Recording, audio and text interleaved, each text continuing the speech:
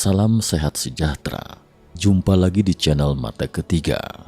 Hari ini kita akan mengulas sejenak tentang perubahan tatanan dunia karya Ray Dalio. Tak peduli dimanapun Anda berada sekarang, pernahkah Anda bertanya-tanya berapa lama lagi negara Anda akan mengalami perubahan dinasti? Jika kehidupan Anda saat ini kurang memuaskan, pernahkah Anda berpikir, apakah Anda hidup di zaman yang damai dan sejahtera atau telah memasuki akhir dinasti? Jika Anda pernah penasaran, jangan lewatkan konten video ini, karena buku yang akan dibahas hari ini pasti dapat menjawab pertanyaan Anda di atas, yaitu buku Principle for Dealing with the Changing World Order, karya Ray Dalio, pendiri lembaga pengelola investasi terbesar di dunia, Bridgewater Associates. Banyak peristiwa sejarah terjadi secara berulang. Jatuh bangun sebuah bangsa dan tatanan dunia pun mengikuti siklus yang sama, kebangkitan, kejayaan, dan kemunduran. Melalui Principles for Dealing with the Changing World Order, Why Nations Succeed and Fail, Ray Dalio, pemilik hedge fund terbesar di dunia, menunjukkan pola itu secara cukup komprehensif. Dalam buku ini, penulis membangun model besar evolusi sejarah manusia dan menggunakan beberapa metode analisis data besar berteknologi tinggi modern, lalu memverifikasinya lebih lanjut dengan melihat kembali naik turunnya 9 kekuatan besar 500 tahun di masa lalu. Kemudian melalui model ini dengan berani memprediksi masa depan.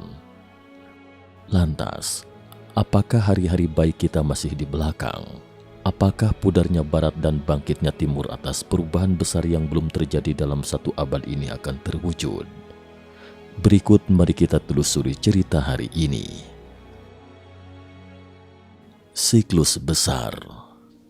Dalam proses mempelajari sejarah, penulis menemukan bahwa faktor-faktor yang memiliki dampak terbesar terhadap sebagian besar masyarakat di semua negara dari zaman kuno hingga saat ini adalah cara memperoleh dan menciptakan kekayaan serta cara mendistribusikan kekayaan dan kekuasaan. Meskipun manusia juga memiliki beberapa permasalahan ideologi dan agama yang perlu diatasi, namun permasalahan yang paling mendasar suatu negara adalah distribusi kekayaan dan kekuasaan. Dalam hal ini, penulis menemukan bahwa dengan beroperasinya mesin negara, semua mesin negara akan berkembang ke arah kemajuan negara dan mundurnya rakyat.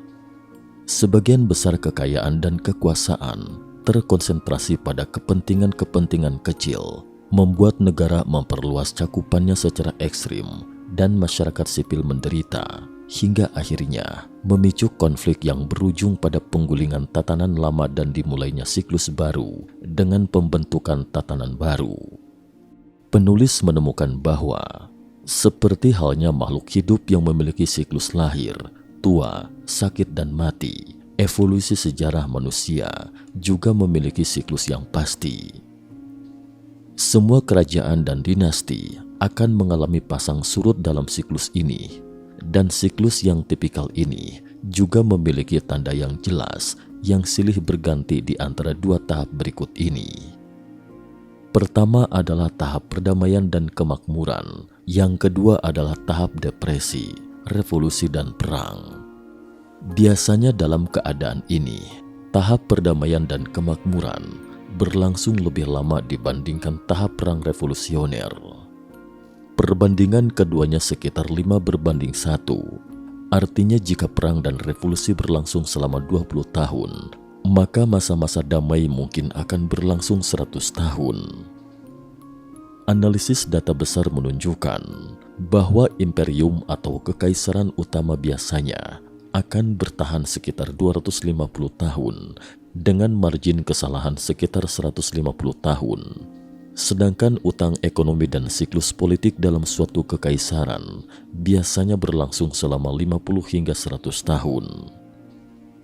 Semasa di sekolah, kita pernah mempelajari hukum evolusi masyarakat manusia, seperti yang dikatakan Engels, hukum negasi dari negasi, yang secara sederhana menyatakan bahwa seiring munculnya suatu sistem, maka ia akan memaksa sistem lainnya untuk sirna. Ada banyak pemikiran yang ditulis tentang jatuh bangunnya sebuah bangsa dan peradaban yang mengikutinya. Namun hanya sedikit yang mampu menampilkan data-data yang cukup komprehensif dalam perspektif historis yang cukup panjang.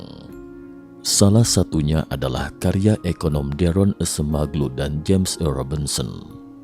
Keduanya menulis Why Nation Fail pada tahun 2012. Inti pemikiran mereka yang tertuang dalam buku itu adalah sebuah negara akan menjadi kuat dan sejahtera jika menerapkan karakter kelembagaan yang inklusif dengan membuka partisipasi publik yang luas dalam ekonomi. Sebaliknya, negara akan lemah dan miskin jika menerapkan model kelembagaan yang ekstraktif dengan hanya mementingkan kelompok elit dan mengabaikan suara publik. Sederhana, tapi sepertinya dunia memang tak sesederhana itu. Dalam dunia yang kompleks, penjelasan tentang pertumbuhan yang dipusatkan pada variabel tunggal tidak akan banyak memberi bermanfaat. Dalam buku Principles for Dealing with the Changing World Order yang ditulis Ray Dalio, juga tidak berpretensi untuk menjelaskan sepenuhnya tentang jatuh bangunnya suatu peradaban. Namun kelebihannya, buku ini memberikan perspektif yang lebih kaya tentang sebuah pola berulang atau siklus perubahan dalam sejarah yang panjang dan melampaui masa hidup kita yang relatif singkat. Penulis berpendapat bahwa naik turunnya suatu negara secara keseluruhan dapat dibagi menjadi 3 tahap. Tahap pertama adalah tahap kebangkitan, yaitu masa kemakmuran setelah berdirinya tatanan baru. Pada periode ini, biasanya suatu negara akan memiliki pemimpin yang kuat dengan merumuskan sistem yang sangat baik, memungkinkan negara bersangkutan dengan cepat mengumpulkan sejumlah besar kekayaan dalam waktu singkat. Pada tahap kebangkitan, tingkat utang negara secara keseluruhan relatif rendah, kekayaan nilai-nilai, dan kesenjangan politik antar masyarakat juga relatif kecil, dan lingkungan internasional juga relatif stabil. Tahap kedua adalah tahap puncak.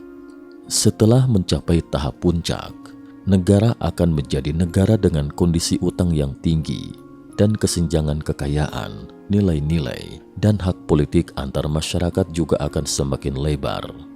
Dan pada tahap ini, vested interest atau kelompok kepentingan akan semakin memperluas kekuasaannya dan memberikan lebih banyak hak istimewa kepada anak-anaknya, sehingga membuat polarisasi sosial berkembang ke arah yang tidak dapat diubah, menyebabkan konflik dan kontradiksi antar kelompok yang berbeda di dalam negeri.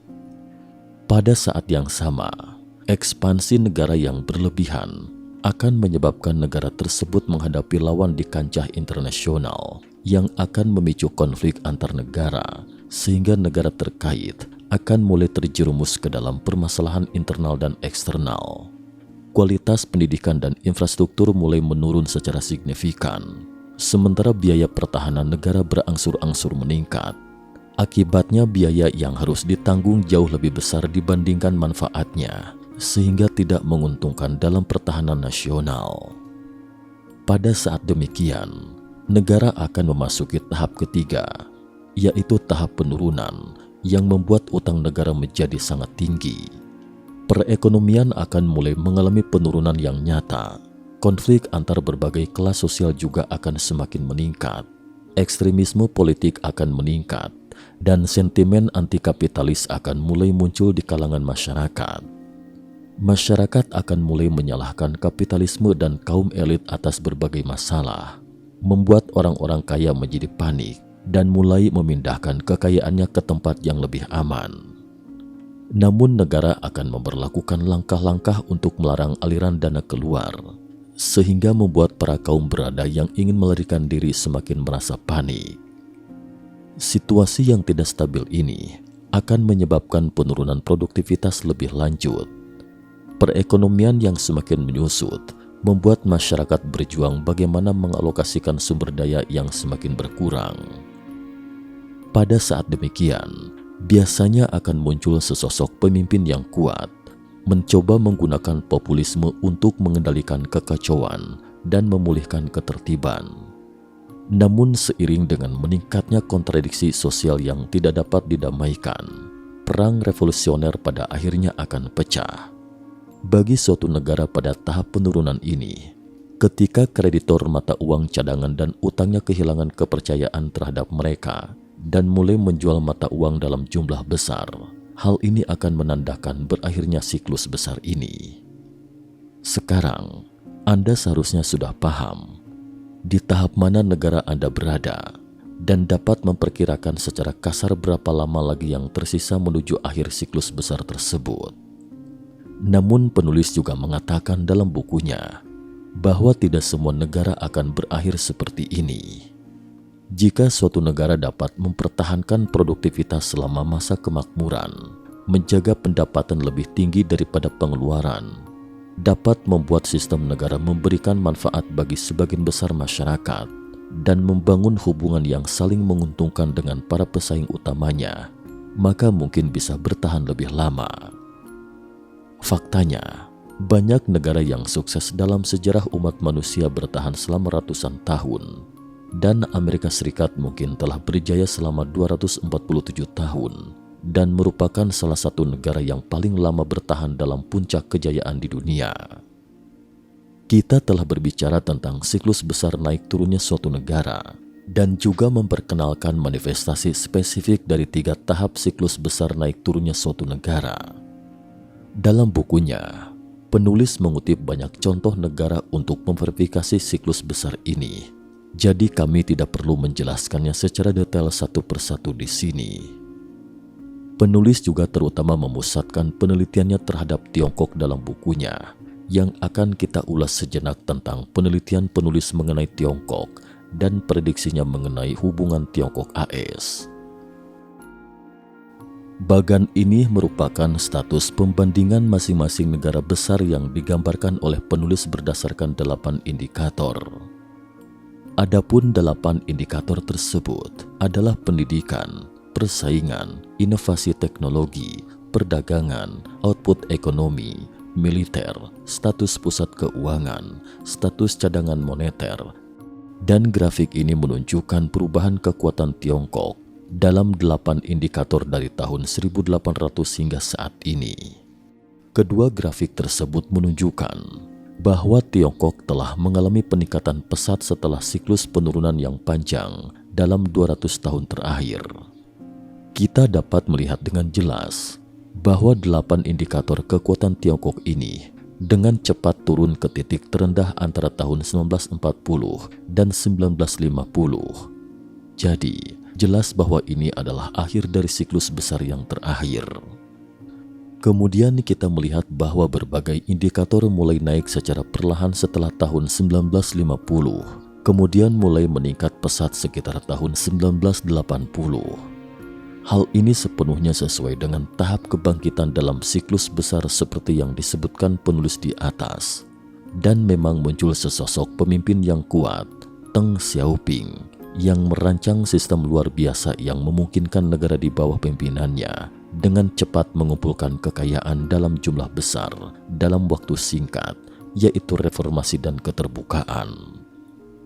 Setelah mempelajari lebih lanjut data terkait, penulis menemukan bahwa hingga sekitar tahun 2008, pertumbuhan utang Tiongkok dan pertumbuhan ekonomi yang kuat pada dasarnya setara. Namun setelah tahun 2008, tingkat utang Tiongkok mulai meningkat dari tahun ke tahun dibandingkan dengan pendapatan, dan juga terjadi persaingan serta gesekan dengan Amerika Serikat di kancah internasional, dan ini menandai transisi suatu negara dari tahap naik ke tahap puncak. Dari riset yang dilakukan Dalio, pergeseran tatanan dunia yang terjadi dari Imperium Belanda ke Imperium Inggris dan dari Imperium Inggris ke Imperium Amerika Serikat memiliki kesamaan tanda-tanda berikut ini. Adanya krisis hutang dan restrukturisasi hutang, artinya penundaan, perpanjangan masa pembayaran atau pengurangan nilai hutang. Revolusi internal dengan damai atau kekerasan yang berujung pada pengalihan kekayaan dari kaum kaya ke kaum miskin. perang eksternal, keruntuhan mata uang dominan, terbentuknya tatanan baru domestik dan dunia. Siklus kecil.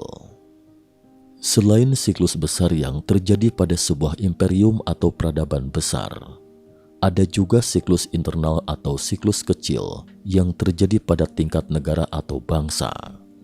Durasinya antara 75 hingga 100 tahunan. Tahapannya adalah sebagai berikut. Tahap 1.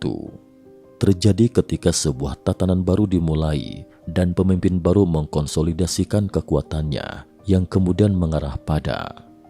Tahap 2. Ketika sistem alokasi sumber daya dan birokrasi pemerintahan dibangun dan ditata secara baik, yang jika berhasil akan mengarah pada.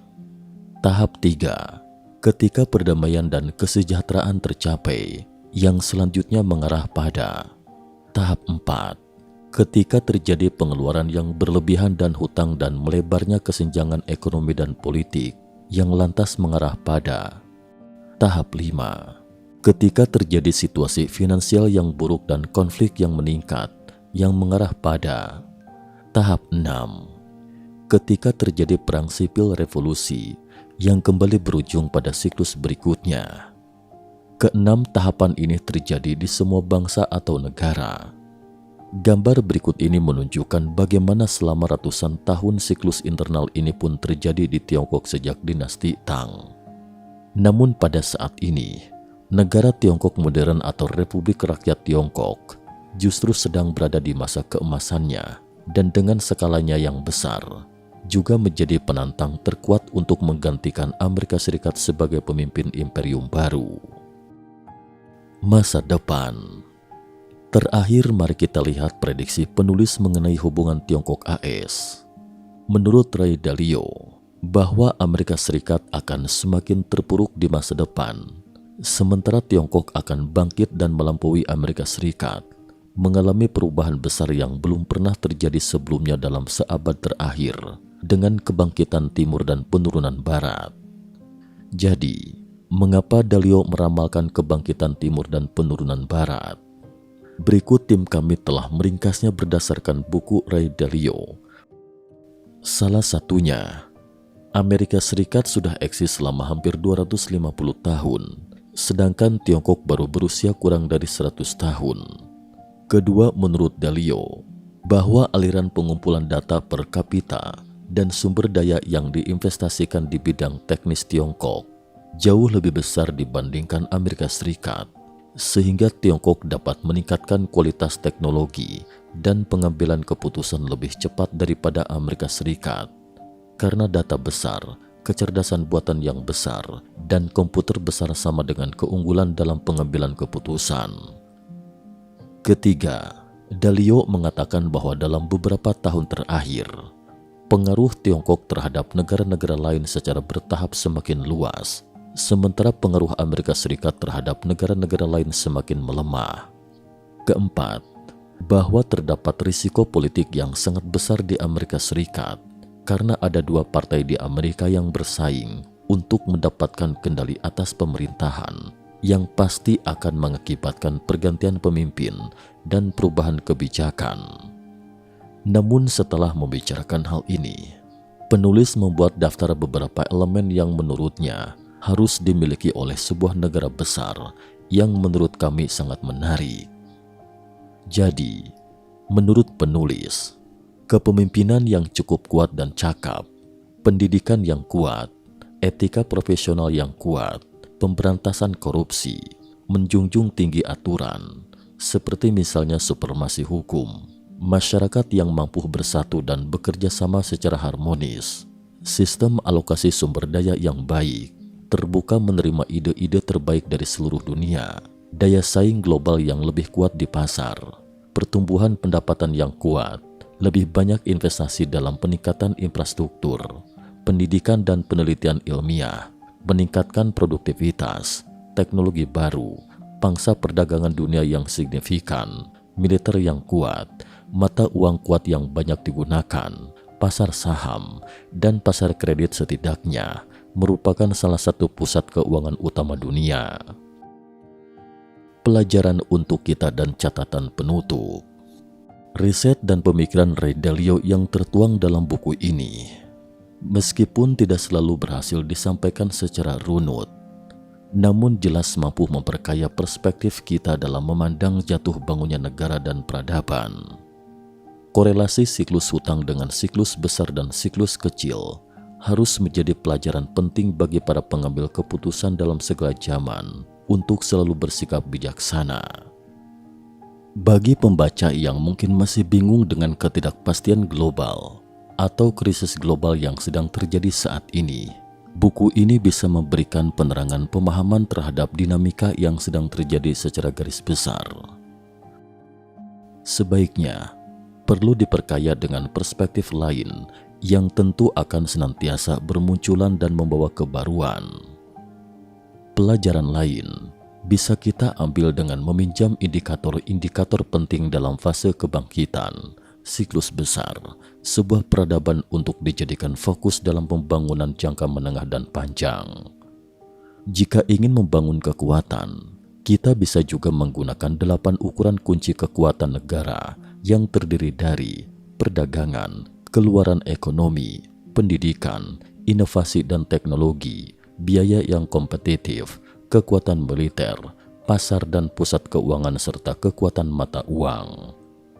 Selain mendapatkan pelajaran, kita juga tentu bisa bertanya, apakah siklus besar maupun siklus kecil ini sesuatu yang tak terhindarkan? Dalio tidak mengatakan demikian. Ia hanya mengatakan bahwa sejarah menunjukkan hal ini terjadi berulang kali. Menurut teman-teman, negara mana yang lebih cocok dengan gambaran di atas? Sekian dan terima kasih atas perhatiannya.